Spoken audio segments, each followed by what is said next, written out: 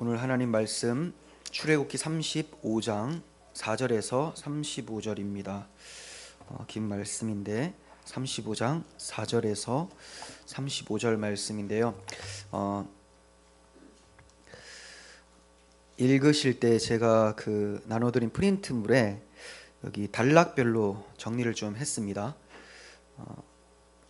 이거 유의해 보시면서 읽었으면 좋겠습니다. 한 절 제가 읽고 다음 절 여러분들 읽고 마지막 합독하도록 하겠습니다. 천천히 읽겠습니다.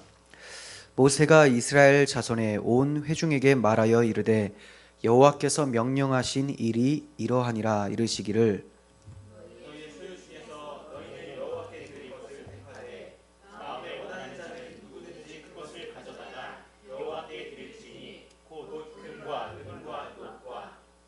청색, 자색, 홍색 실과 가는 배실과 염소털과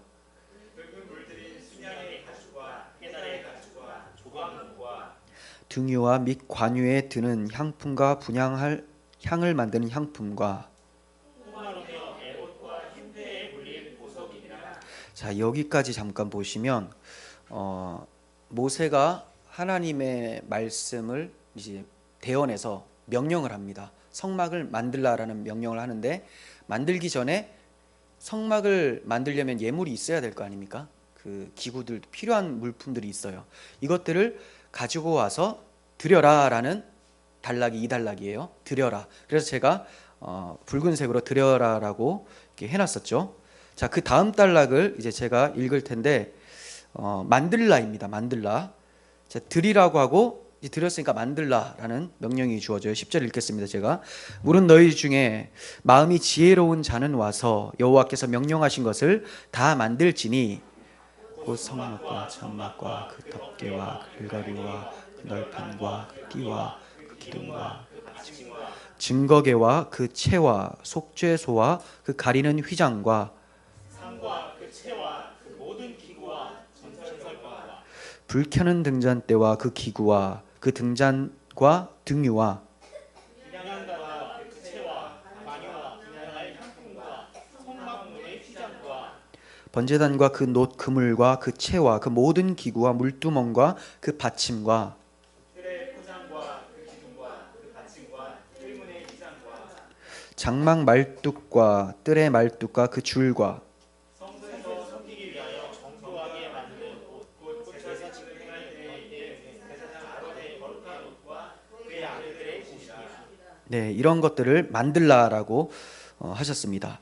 자, 그리고 나서 20절부터는 앞에 드리라라고 있었죠. 그 드린 것을 이제 정말 드렸다라는 것을 얘기를 하는 거예요. 드리라라고 하신 것을 드렸다라는 것을 기록하는 것이 20절부터입니다. 읽겠습니다.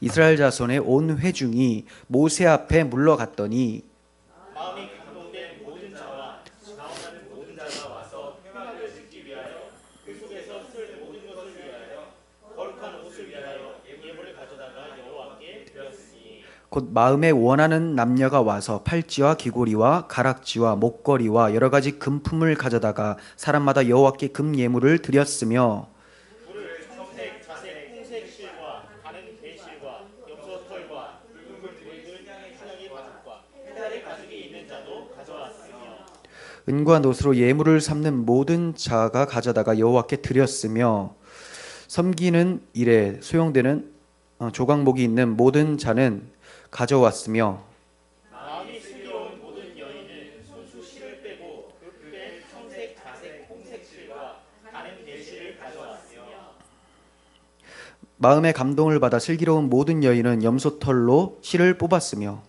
모든 족장은 후방화와 및 에봇과 흉패에 불린 보석을 가져왔으며 등불과 관유와 분향할 향에 소용되는 기름과 향품을 가져왔으니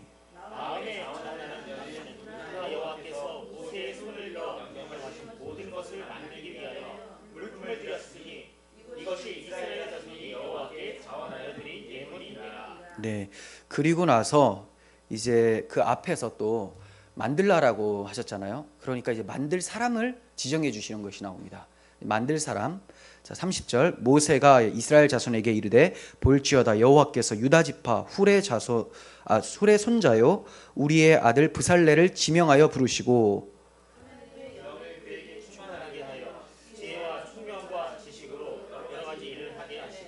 금과 은과 놋으로 제작하는 기술을 고안하게 하시며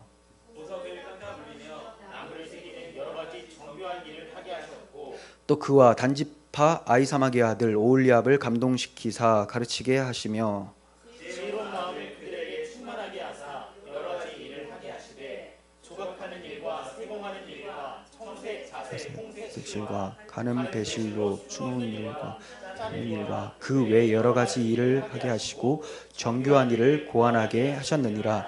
아멘. 자, 이렇게 보시니까 좀 전체 흐름이 잡히지 않습니까? 저는 나름대로 이렇게 하면 좋을 것 같아서 네, 그쵸. 드리라 만들라 하고 명령이 있고 그 다음 드렸다라는 것을 보여주고 만들 사람이 누군지를 지명하여 주시는 내용. 그리고 나서 이제 36장에 들어가면 잠깐 앞에 어떤 설명이 나오고 본격적으로 만드는 장면이 나옵니다. 그러니까 이제 36장 한 중반부부터는 제가 한목에 40장까지 정리를 할 거예요. 자, 모세가 여호와의 명령하신 말씀이 이렇다라고 1절에서 먼저 얘기를 하면서 안식일을 지키라라고 했습니다. 안식일을 지키라. 그리고 나서 또 여호와께서 명령하신 것은 이렇다라고 하면서 성막 제조에 필요한 물품들을 가져다가 드려라라고 얘기를 합니다. 성막 제조에 필요한 목록들이 나오고 그 다음 그 목록들을 드렸다는 것이 나오고 또 만들어라라고 얘기하고 만들 사람들을 지목해 주시는 것이 오늘 전체 본문의 구조예요. 그런데 이 말씀을 읽다 보시면 제가 좀 굵은 글자나 또 밑줄로 그어드렸지만 자주 반복되는 단어들이 있죠. 성경에선 자주 반복되는 단어들을 그냥 넘어가시면 안 돼요. 왜 반복되느냐? 강조라는 거예요. 강조. 자, 여기에서는 자원이라는 단어가 많이 나오고 마음이라는 단어가 굉장히 많이 나옵니다. 마음, 자원, 그죠? 뭐 세지는 않겠지만 많이 나와요. 마음. 그러니까 여호와께 무언가를 가져다 드리거나 만들 때는 그 기술력 자체가 중요한 것이 아니라 마음이 중요하다는 것을 말씀하고 계시는 거예요. 마음. 이 점을 22절, 29절에만 봐도 곧 마음에 원하는 남녀가 와서라고 얘기하죠. 마음에 원하는 남녀. 29절은 마음에 자원하는 남녀는 누구나라고 얘기를 하면서 마음을 굉장히 강조하는 것을 보게 됩니다.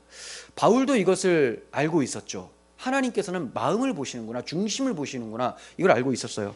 그래서 고린도 교회에게 이제 말씀을 전할 때, 편지를 쓸 때, 너희들이 연보를 할 때 마음에 정한 대로 해라. 각각 마음에 정한 대로 하고 인색함으로나 억지로 하지 말지니 하나님은 즐겨내는 자를 사랑하시느니라. 이렇게 얘기를 합니다. 그러니까 우리가 헌금 행위도 하고 또 봉사도 하고 교회에서 여러 가지 일들을 하잖아요. 행위가 중요한 것이 아니라 그 행위를 하게 되는 마음이 중요하다는 것을 바울도 얘기를 했고 모세도 여호와의 말씀을 전하고 있는 거예요. 마음.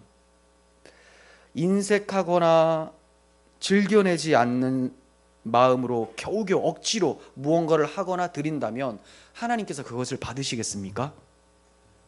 하나님께서는 그 무엇보다 자기 백성들의 마음을 원하세요. 하나님께서 돈이 없으시거나 힘이 없으셔서 우리들의 손과 발을 빌리시겠습니까? 그렇지가 않겠죠. 모든 것의 주인이시고 모든 것을 만드신 분이 부족함이 없으세요. 다만 뭘 찾으십니까? 하나님을 배신하고 떠난 죄인들이 돌아와서 하나님 앞으로 마음을 드리는 것, 이것을 하나님께서 간절히 찾으신다는 거죠. 어떤 예물을 드리는가에 초점을 두시는 것이 아닙니다. 그래서 드릴 것이 없는 자는 26절에 이렇게 얘기를 해요. 마음의 감동을 받아 슬기로운 모든 여인은 염소털로 실을 뽑았으며 라고 하죠. 자, 이 사람은 추측하건대 뭔가 낼 게 없어요. 뭔가 낼 게 없어요. 뭐 하라는 거예요? 봉사하라는 겁니다. 그럼 이게 돈 없으면 몸으로 떼어라 이런 겁니까? 그거 아니에요. 가져다 드릴 예물이 없는 어떤 사람은 봉사로 헌신하는 그 마음을 기쁘게 받으시겠다라는 거죠. 몸으로 떼어라가 아니라 봉사하는 그 마음을 기쁘게 받으시겠다. 그래서 마음의 감동을 받아라고 하잖아요. 앞에 슬기로운 모든 여인은. 마음에 감동이 없는 여인은 슬기롭지가 않아요. 하나님 보시기엔 어리석은 여자가 되는 거죠. 왜냐하면 하나님이 받으시지도 않는 거를 막 하게 되는 거니까 얼마나 어리석겠습니까? 하지만 자원하는 마음으로, 하나님을 기뻐하는 마음으로, 감사하는 마음으로 하나님께 뭔가를 하는 그 사람이 하나님께는 슬기로운 자로 보여진다라는 거예요. 그런데 우리가 지금까지 보아온 교회의 생활은 어떻습니까? 우리들의 생활은 어땠고 우리들의 주변에 펼쳐지고 있는 신앙생활이 어떻습니까? 내가 마음에 원치 않지만 이렇게 하면 복을 받는다고 하니까 억지로 내거나 행하는 모습을 많이 보지 않았습니까? 그렇게 하지 않으면 복을 받지 못할 뿐만이 아니라 저주를 받을까 봐 두려워하는 마음으로 그렇게 행하는 사람들이 많이 있었어요. 본인은 헌신이라고 하지만 하나님께서는 그것을 죄라고 보십니다. 죄. 마음을 주지 않고 행위로 나가는 죄는, 행위로 나오는 사람은 죄인으로 보신다라는 거예요. 자기의 행위, 자기의 능력으로 나오는 사람, 이런 사람 하나님 받지 않으세요. 겸손한 마음으로 하나님, 내가 드릴 것은 없지만 이것이라도 드리오니라고 하는 겸손한 마음을 받으시지 하나님께서는 행위로 나오신 사람을 받지 않으신다는 겁니다. 물론 마음에 원이 있는 사람은 행위로 나타나죠. 하지만 행위를 한다고 해서 마음이 반드시 있는 것은 아니에요. 이것을 우리가 늘 유의했으면 좋겠습니다. 왜 하나님께서는 명령만 하시지 않고 마음에 원하는 자는 이렇게 하라 말씀하시는 걸까요? 하나님께서 거하시는 곳이 성막이에요. 하나님이 거하시는 곳이 성막이에요. 그런데 신약 시대인 오늘날은 성막이 어딥니까? 우리 각 사람이잖아요. 하나님이 우리 마음에 거하시잖아요. 성도의 마음에 주님을 모시는데 억지로 모시면 그건 모시지 않는 것만 못하죠. 생각해 보십시오. 저희 집에 오셨어요. 찾아오셨어요. 근데 제가 오셨어요. 네, 오셨군요. 이러면서 잘 오셨습니다 하면서 입이 막 좀 표정이 안 좋아요. 누구나 다 알죠. 제가 오셨어요 해도 어떤 느낌이라는 게 있어요. 느낌. 목사님 싫어하는구나. 제가 그렇다는 건 아니지만 여러분 오시는 거 좋아합니다. 하지만 제가 오지 말라는 거 아니에요. 언제든지 오시되, 예를 들면 그 사람이 반기는지 안 반기는지는 딱 보면 알잖아요. 그래서 그런 집은 다시 가기 싫잖아요. 하나님 모르시겠습니까? 우리 마음에 하나님을 모시는데 인색하거나 기뻐하지 않고 자원치 않는 그 마음으로 하나님을 모신다. 하나님께서 오시고 싶으시겠어요? 야, 내가 갈 데 없어서 거기 가겠냐? 이 말씀 안 하시겠습니까? 하나님 온 우주에 충만하신데 굳이 우리 마음에 거하시려는 이유가 뭔가? 우리 마음 자체를 기뻐하시기 때문인데 그 마음이 우리가 그 마음이 하나님을 기뻐하지 않는다면 하나님께서 과연 우리에게 거하시겠냐는 것이죠. 하나님의 임재가 느껴지지 않아요. 하나님의 동행함이 느껴지지 않아요 라고 할 때는 하나님께 어떤 문제가 있는 게 아니죠. 내 마음이 하나님을 기뻐하는가를 먼저 살펴볼 수 있었으면 좋겠어요. 성막을 만드는 이유는 결국은 제사를 드리기 위함이죠. 제사를 드리면 우리의 죄가 이 대속 제물이 대신 가져가게 되고 하나님은 우리를 거룩한 자로 보시고 죄 없는 자로 보시고 그 성막에 찾아오시는 거죠. 구약시대는 그랬어요. 구약시대는. 그러니까 성막은 그냥 들락날락 하라고 있는 것이 아니라 제사를 통하여 들어가고 하나님을 만나라, 이렇게 해서 주어진 거죠. 굉장히 제사가 중요해요. 본문과 같은 말씀을 들었음에도, 자원하는 마음으로 기뻐하는 마음으로 드려라 라는 말씀을 들었음에도 이스라엘 사람들은 제사도 감사의 마음으로 드리지 않았어요.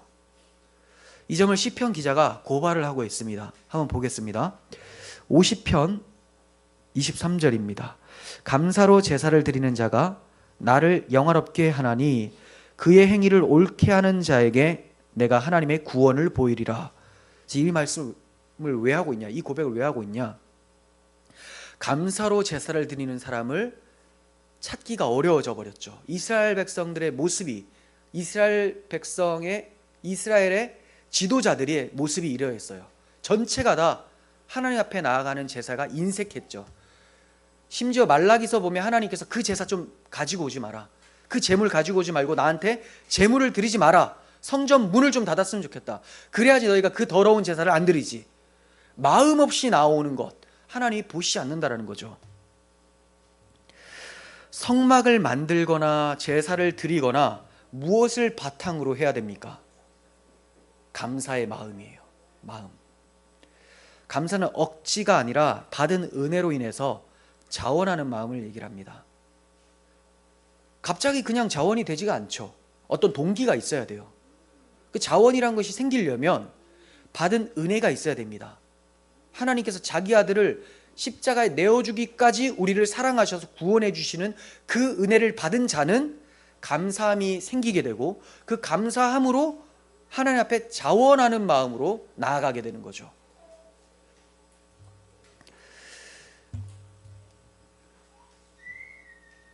그런데 이러한 명령에 자원하는 마음이 없었다는 것이 시편 기자의 고발이었어요. 그러면 왜 감사와 자원함이 있어야 될까요? 왜 감사와 자원함이 꼭 있어야 될까? 시편 75편 1절을 보시면 하나님이여 우리가 주께 감사하고 감사함은 이유가 뭡니까? 주의 이름이 가깝기 때문이라는 거예요. 가깝기 때문에. 하나님의 이름이 여러분들에게 가깝게 왔습니까? 좀 추상적인 의미죠. 이름이 가깝게 왔다라는 것은, 이름은 지난번에 말씀을 드린 것 같은데 그 존재 자체를 의미를 하는 거죠. 이름이 가깝게 왔다라는 말은 하나님이 우리에게 다가오셨다라는 거예요. 이게 어떻게 가능한가? 눈을 씻고 찾아봐도 우리는 하나님 앞에 내놓을 선한 것이 없다라는 것을 알아요. 아무리 선한 행동을 해도 그 안에 나의 가치, 나의 의를 챙기려고 하는 그런 속셈이 있다라는 것을 찾아볼 수가 있습니다. 그러므로 이러한 죄인 가운데, 심히 부패한 마음 가운데, 만물보다 더욱 부패한 것은 마음이라고 하는 그 말씀을 비추어 보면 하나님이 우리 마음에 찾아오실 수가 없는데 그 이름을 우리에게 두셨다라는 거예요. 우리 이마에, 우리 마음에 하나님의 이름을 새겨주셨다라고 얘기를 하고 있어요, 성경은. 그러므로 이게 감사의 제목입니다. 시편 기자 이 감사를 하는 이유가 주의 이름이 나에게 가깝게 왔다는 거죠. 다른 사람의 이름이 필요한 것이 아닙니다. 인류 최대의 수건은 하나님의 이름이 나에게 와야 되는 거죠. 사실 우리들의 이름이 무슨 소용이 있겠습니까? 오직 존재 자체이신 분은 하나님밖에 없는데 비존재인 자들이 스스로 존재를 구축하려고 애를 쓰는 것이 하나님 앞에서 죄죠. 그런데 죄인들이 하나님 우리의 이름은 없습니다, 하나님의 이름만 참되시니 그 이름 우리에게 주시옵소서라고 했을 때 하나님께서 내가 주고 싶어도 너희의 죄가 있어서 줄 수가 없다라고 말씀하시는 거예요. 그때 하나님께서 고안해낸 계획이 뭡니까? 너희의 이름을, 그 더러운 이름을 내 아들에게 씌우고 내 아들이 십자가에서 그것을 다 처리하고 너희에게는 내 아들의 이름을 주겠다, 그리하여 내가 너희들에게 들어가겠다라고 말씀하시는 것이 십자가 복음이라는 거죠. 하나님이 우리에게 찾아오셨어요. 그 이름을 가깝게 여기는 자는 감사할 제목들이 있는 거예요. 우리가 살아가다가 형편을 살펴보면 그 형편만 보면 이거 정말 감사할 게 맞나 이런 생각이 듭니다. 심리적으로 힘들고 형편적으로 힘들고 자식은 속색이고 뭐 여러 가지 어려움들이 있죠. 하지만 우리는 현상을 보는 것이 아니라 우리에게 주어진 선물, 하나님의 이름이 나에게 있다라는 것, 예수 그리스도께서 우리와 함께 하신다라는 그 사실 때문에 그 하나만으로도 감사의 제목이 될 수가 있다는 거예요.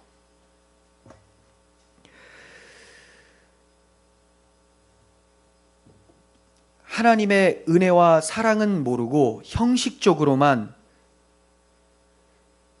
제사를 드리는 사람들, 형식적으로만 성막을 지으려고 하는 사람들, 이러한 사람들은 하나님께서 그들의 노력을 받지를 않으십니다. 하나님은 우리의 노동을 원하시는 분이 아니라 우리의 마음을 원하세요. 무턱대고 원하시는 것도 아니에요. 이미 우리에게 베풀어 주신 그 구원의 사실 때문에 그 사실에 감동해서 마음을 달라는 거예요. 하나님께서 베푸신 것이 하나도 없이 나는 너의 마음을 원한다라고 하면 하나님이 강도가 되는 거죠. 그런데 하나님께서는 무엇을 내어주셨습니까? 자기 생명보다 더 소중한 자기 아들을 내어주셨어요. 그리고 나서 우리에게 마음을 달라고 하는 거예요. 우리의 마음이 그토록 뭐 가치 있는 겁니까? 하지만 하나님께서 그렇게 봐주시고 자기 아들 내어주셨습니다. 그러므로 우리는 우리의 마음을 온전히 하나님 앞에 드려야 된다는 거예요. 그러면 어떻게 감사와 자원하는 마음으로 여호와의 명령대로 성막을 만들 수 있을까요?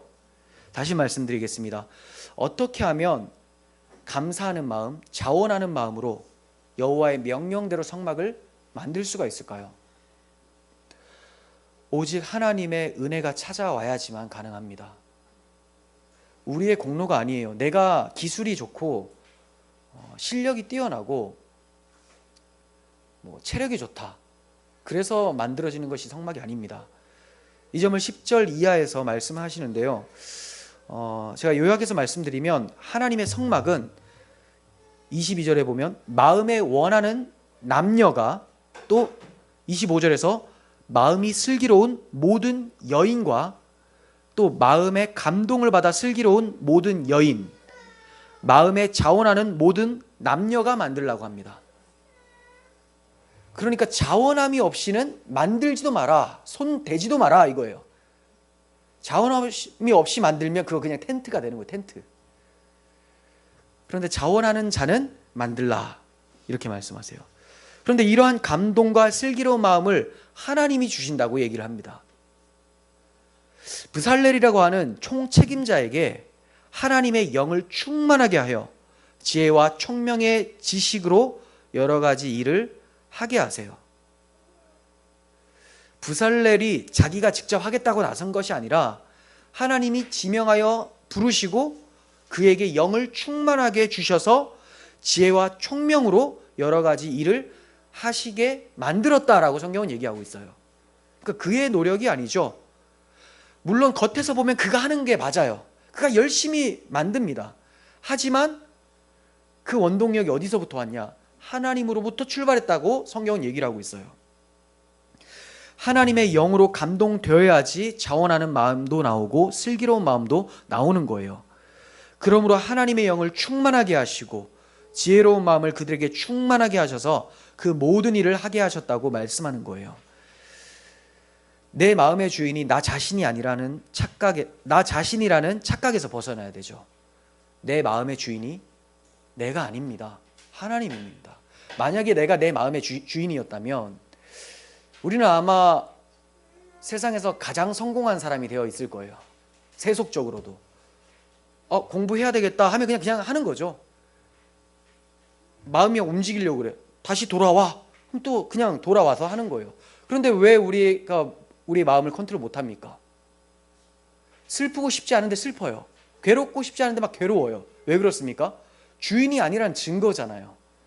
그러므로 우리의 주인이신 하나님께 매어 달려야지만 소망이 있는 거예요. 범죄한 다윗도 자신의 마음을 회복시킬 주체는 자신이 아니라 오직 하나님이심을 고백하며 간구했습니다. 그가 어떻게 기도를 합니까? 시편 51편 10절을 봅니다. 하나님이여 내 속에 정한 마음을 창조하시고 내 안에 정직한 영을 새롭게 하소서. 나를 주 앞에서 쫓아내지 마시며 주의 성령을 내게서 거두지 마소서. 주의 구원의 즐거움을 내게 회복시켜 주시고 자원하는 심령을 주사 나를 붙드소서. 여기에서 내 속에 정한 마음을 창조해 달라고 얘기를 합니다. 자기 마음이 깨끗하지가 않아요. 그럼 깨끗한 마음은 하나님이 창조해 주셔야지만 가능하다는 걸 고백하고 있어요. 정직한 영도 없습니다. 하나님 정직한 영을 새롭게 해주셔야 됩니다 라고 얘기를 하고 있죠. 주의 성령으로 자원하는 심령으로 만들어 주세요 라고 얘기를 하고 있습니다. 그러므로 우리가 하나님 앞에 예배하고 하나님 앞에 헌금하고 하나님 앞에서 신앙생활하는 모든 것들이 자원하는 마음으로 되어지려면 무엇부터 해야 될까요? 다윗처럼 주의 성령을 구해야 돼요. 주님, 저는 제 스스로 할 수 있는 것이 없습니다. 저에게 은혜 베풀어 주세요.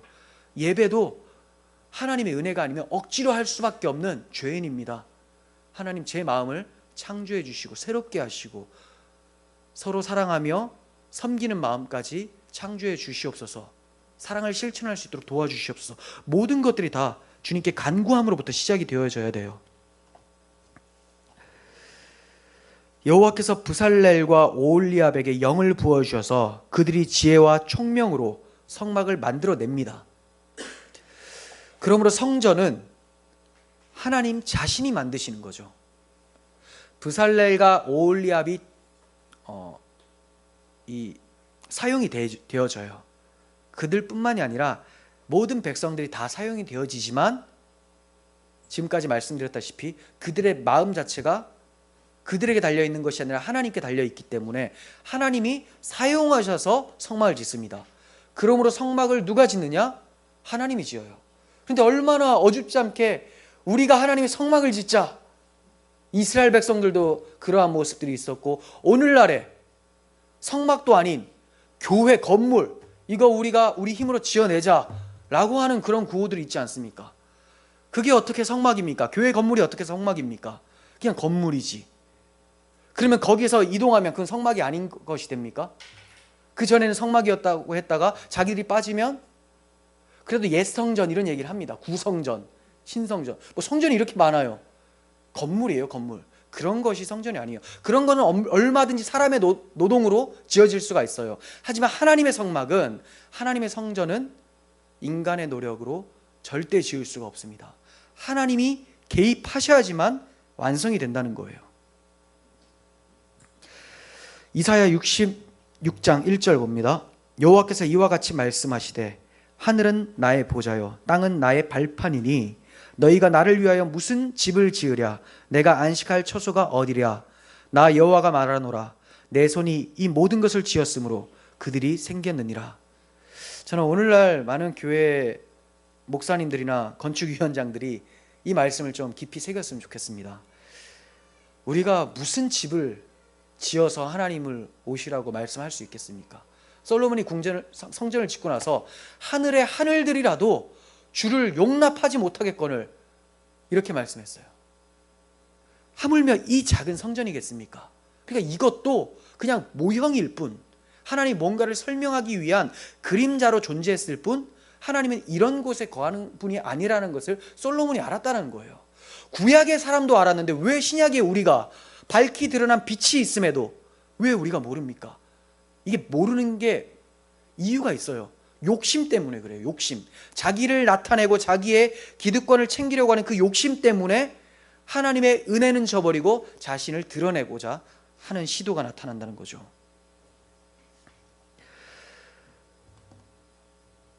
하나님께서 안식할 처소는 하나님께서 친히 만들어내십니다. 그 안식할 처소가 어디입니까? 예수 그리스도의 몸으로 된 성전이에요. 예수 그리스도의 몸으로 된 성전. 그런데도 사람들은 오늘날 건물을 지으면서 성전 짓는다고 하죠.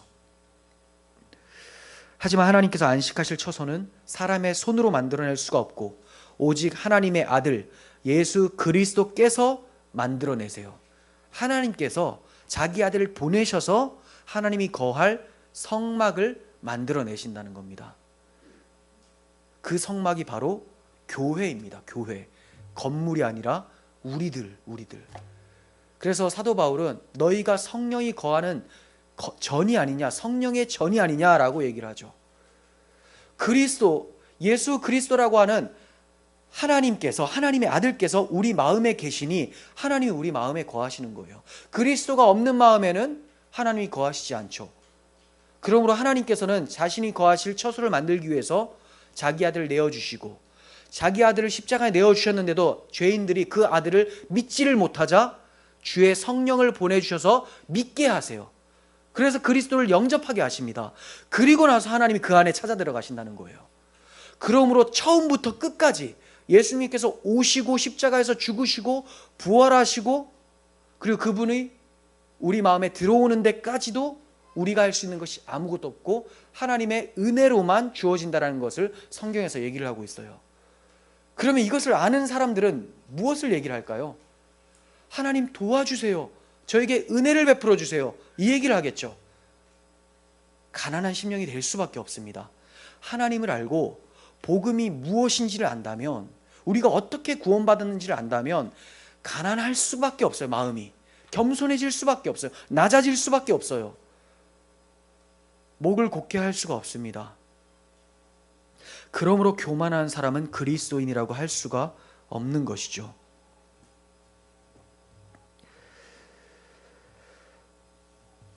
성령께서 각 지체의 분량대로 역사하셔서 우리 그리스도인들을 하나로 묶으시고 공동체로 세워가시면서 이 공동체를 가리켜서 그리스도의 몸이다라고 말씀하세요. 여러분 개개인이 그리스도의 몸이 맞습니다. 더 엄밀하게 말하면 그리스도의 지체예요. 지체. 손가락, 발가락, 손, 팔, 무릎, 이런 지체라는 거죠. 그러면 진짜 성전은 뭐냐? 우리 자신도 성전이지만 하나님께서는 연합을 중요시 여깁니다. 연합. 그래서 삼위일체 하나님이 연합하여 계시는 거예요. 유일신으로. 그래서 교회를 연합하여 한 몸 되게 하시려는 것이 성령의 역사하고 하나님의 뜻이라는 거예요. 그러면 교회가 든든하게 정말 경건하면서 그리스도의 생명이 나타나는 그런 아름다운 교회가 되려면 무엇이 필요할까요?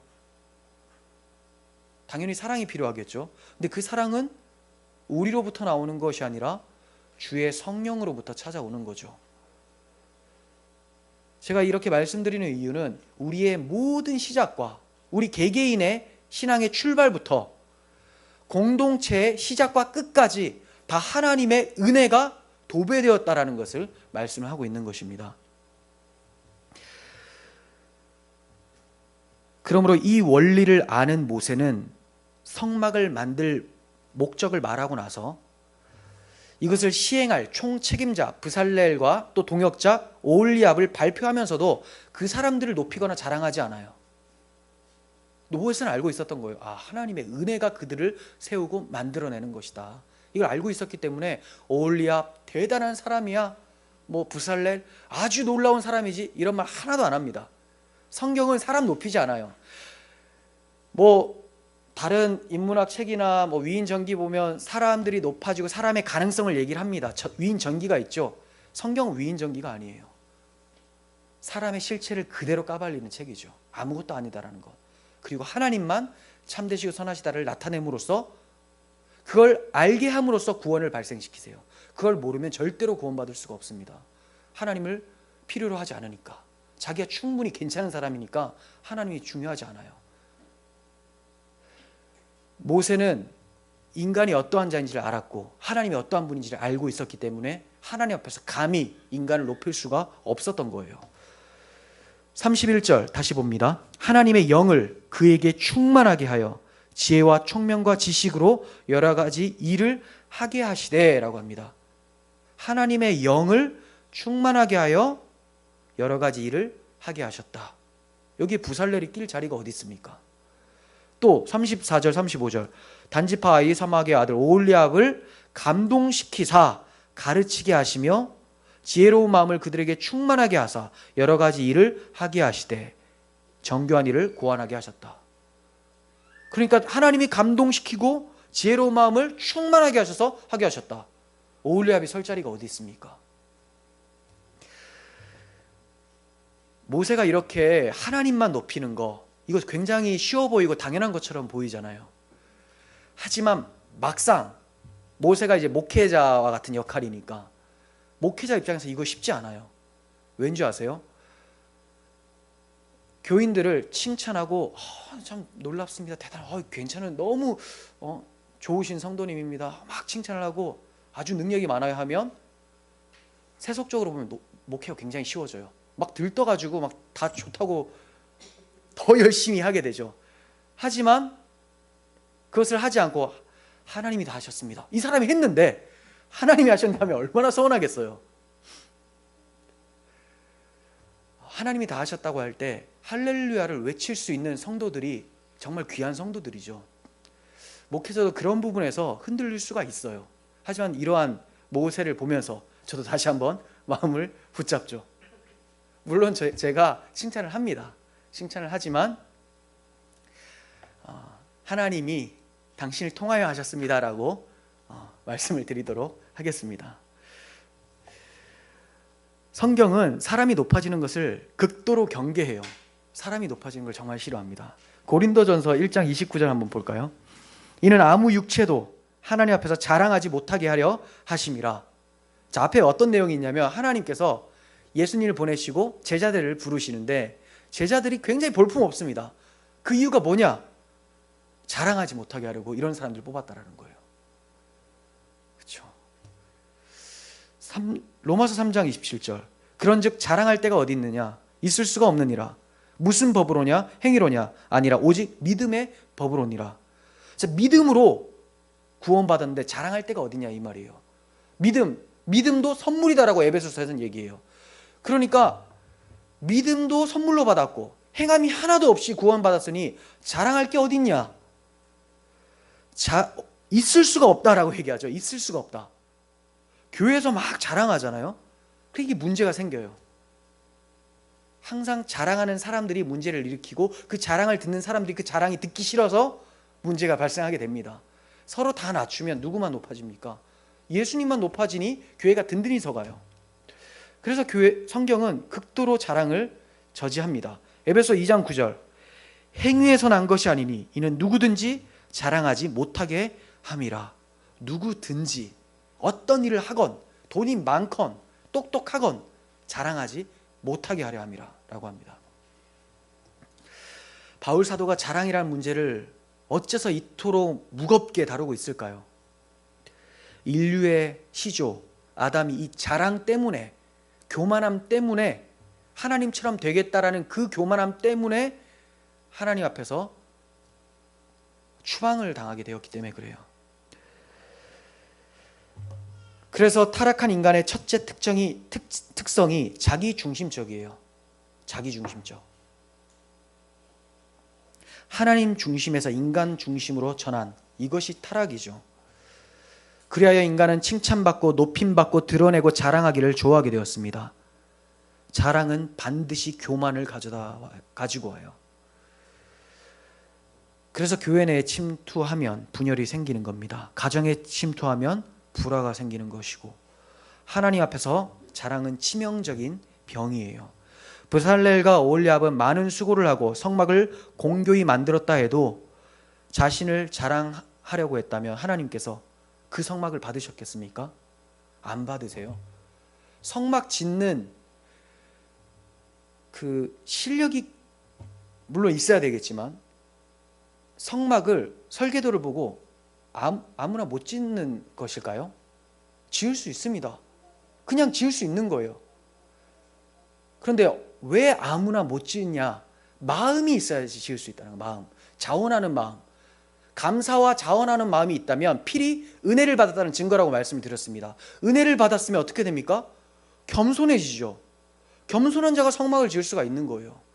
오늘날로 말하면 이 성막은 예수 그리스도고 교회입니다. 즉 예수 그리스도의 몸은, 신앙생활은, 교회 생활은 겸손하지 않으면 불가능하다라는 것을 말씀하고 있는 거죠.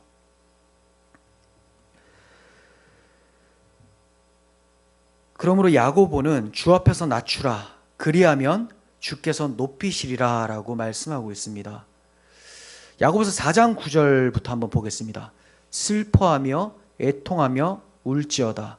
너희 웃음을 애통으로, 너희 즐거움을 근심으로 바꿀지어다. 그리고 나서 주 앞에서 낮추라, 그리하면 주께서 너희를 높이시라, 이렇게 얘기를 합니다. 죄를 회개하는 것이 낮춤이에요. 갑자기 낮추라고 하는 것이 아니라 슬퍼하고 애통하고 울지어다. 너희 웃음을 애통으로, 너희 즐거움을 근심으로 바꾸고, 너희가 지금 심판받아야 될 죄인이라는 걸 깨닫고 애통하고, 그런 자가 주 앞에서 낮출 수 있다. 이것이 진짜 겸손이에요. 그냥 겸양 떠는 것을 말하는 것이 아닙니다. 저는 이런 거 못하는데요, 이런 겸손을 말하는 것이 아니라 자신이 하나님 앞에 설 수 없는 죄인이라는 것을 아는 자가 겸손을 말할 수가 있는 거예요. 그게 진짜 겸손이라는 단어가 사용이 되어질 수 있는 사람이라는 거죠. 죄를 회개함이 낮춤이에요. 이것이 하나님께 영광 돌리는 것의 시작입니다. 하나님께서는 우리 마음이 교만한지 낮아져 있는지 다 아십니다.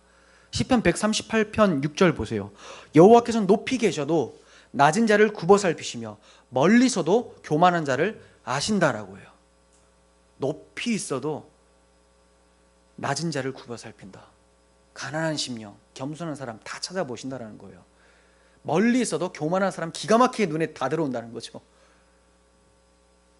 그러니까 하나님은 찾으셨는데 나의 교만을 내가 못 찾는다면 큰일 날 일이죠. 하나님은 항상 우리를 보시고 계세요. 눈동자처럼 지켜보십니다. 그때 교만이 탁 튀어나올 때 하나님께서 이렇게 두더지 때리는 것처럼 우리를 때려주신다면 우리가 그래도 정신을 차릴 텐데, 때려주시지 않는다면 계속 교만이 차고 넘치겠죠. 배도의 길로 걸어가는 거예요. 그러므로 하나님께서 중간중간 우리를 회초리 대십니다. 징계가 찾아와요. 고난이 찾아올 수 있습니다. 그럴 때 하나님이 낮추시는구나 하고 하나님의 선하신 손길을 찬양할 수 있었으면 좋겠습니다. 물론 쉽지 않아도 우리가 아까 찬양한 것처럼 모든 순간순간이 주의 은혜임을 나는 믿네라고 그런 찬양의 입술이 될 수 있었으면 좋겠어요. 정리하겠습니다. 브살레를 지명하여 부르시고 또 오홀리압을 감동시키셔서 가르치게 하신 이는 하나님이셨어요. 하나님의 일은 하나님이 하세요. 모세는 여호와께서 명령하신 일이 이러하니라 라고 4절에서 시작을 했습니다. 그리고 마칠 때는 36장 1절에서 여호와의 명령하신 대로 할 것이니라 라고 얘기를 합니다. 즉 시작을 명령하시는 일은 이렇고 명령하신 대로 해라 라고 마치고 있습니다. 이 말은 너희는 하나님의 명령을 들어야 되는 하나님의 백성이다 라고 얘기를 하는 거예요. 겸손하라는 거죠. 주인 아닙니다. 우리가 짓고 싶다고 마음대로 성막 이게 더 멋있을 것 같아 이렇게 한번 지어볼까? 하나님 거기에 임재 안 하시죠. 겸손한 자가 하나님의 명령을 듣고 그대로 행할 수가 있는 거예요. 이처럼 하나님의 처소, 하나님의 나라는 하나님께서 시작하시고 마치세요. 그래서 성전이신 예수님을 인간의 지혜와 의지로는 아무도 영접하지 못했던 겁니다. 그리고 성전이신 주님을 죽음에서 일으키신 분도 오직 하나님이셨지 우리가 예수님을 일으켜 세운 것이 아닙니다. 그렇게 성전이신 주님은 세워지셨고 이제 성령으로 우리 또한 성전 기둥들이 되게 하셨어요. 이것 또한 우리가 한 일이 아니에요. 그러면 이러한 성전, 곧 교회가 자라가는 것도 하나님이 하시지 않겠습니까? 비록 우리가 열심을 쏟으나 감사와 자원하는 마음을 성령께서 부어주셔서 열심히 나오는 것이죠. 그러므로 교회가 든든히 서갈 때 교만치 말고 이제껏 은혜로 인도하신 하나님께서 앞으로도 계속 인도해 주시기를 바라는 마음으로 겸손히 간구해야 될 줄을 믿습니다. 기도하겠습니다. 거룩하신 하나님, 천지의 창조주시오 모든 것의 주인 되시는 하나님, 저희의 자리를 알게 하여 주시고 겸손케 하여 주시옵소서. 모든 시작과 끝이 하나님의 은혜로부터 주어진다는 것을 알고 하나님의 은혜를 힘입어 사는 저희들이 되게 하여 주시옵소서. 저희를 구원하신 하나님의 그 큰 신사랑을 찬양합니다. 예수님의 이름으로 기도합니다. 아멘.